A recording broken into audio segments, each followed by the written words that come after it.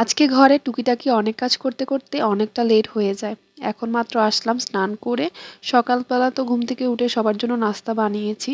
আর এখন স্নান টান করে এসে এখন রান্না করতে যাব। আর রান্না করার আগে আমি সব কিছু কেটে ধুয়ে পরিষ্কার করে রান্নাঘরে রেখে এসেছিলাম। যাব আর রান্নাটা বসিয়ে দিব। আর আজকে যা কিছু রান্না করব সব কিছুই নিরামিষ আইটেম রান্না করব। কালকে মাছ রান্না করেছিলাম, তো ফ্রিজে মাছ রান্না করা আছে, তো মাছের আজকে ঝামেলা নেই রান্না করার। এদিকে আমি বাঁধাকপি যে কেটে রেখে গিয়েছিলাম সেটাকে আমি 5 মিনিট একটু ভাপ দিয়ে নিব।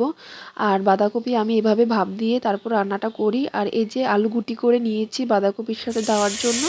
আর এখানে আলু, তারপর বেগুন, সিম দিয়ে একটা নিরামিষ সবজি হবে। তো তার জন্য আমি কালিজিরা মেথি ফোড়ন দিয়ে তারপর একটু হালকা মতো ভেজে নেব।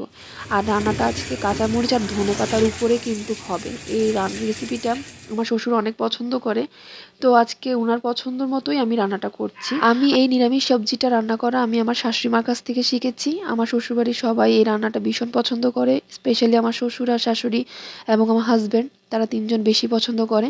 তো তাদের পছন্দেই আজকে রান্নাটা করা। আর এই তো আমি একটু ঢাকনা দিয়ে রাখবো। আর এই যে অবশেষে নামানোর আগে কিছুক্ষণ আগে আমি যে পেস্টটা মানে ধনেপাতা আর কাঁচামরিচের যে পেস্টটা সেটা দিয়ে ভালো মতো ফুটিয়ে কিছুক্ষণ পর আমি তারপর নামিয়ে দিই। আর সত্যি কথা বলতে এই নিরামিষ সবজিটা আমারও এখন বেশ ভালোই লাগে খেতে। আর এদিকে আমার বাঁধাকপিও ভাপিয়ে নেওয়া হয়ে গিয়েছে। এখন আমি এটা ফোড়ন কেটে তারপর ধনেপাতা দিয়ে নামিয়ে নিব।